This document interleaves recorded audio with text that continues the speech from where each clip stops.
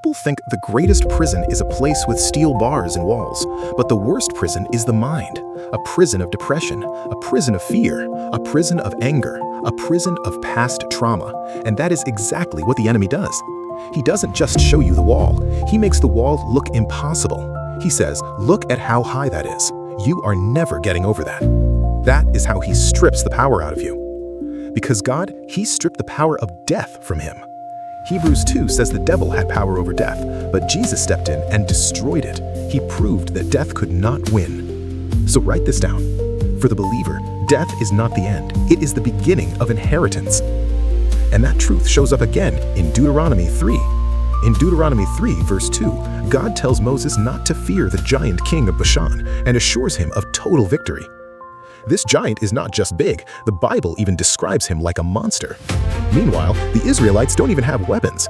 But what does God lead with?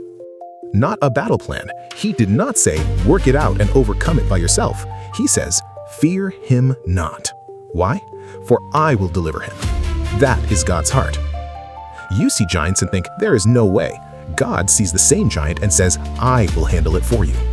He's not ignoring your fears. He's saying, your fears are nothing to me because I'm going to be the one who's going to handle it anyway.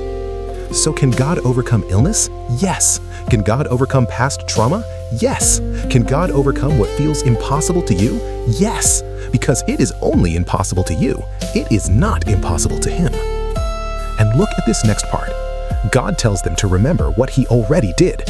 He says, as I did to Sihon, king of the Amorites.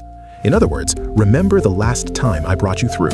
Remember the last time you thought it was over, and it was not over, because if I didn't help you, you'd be dead already.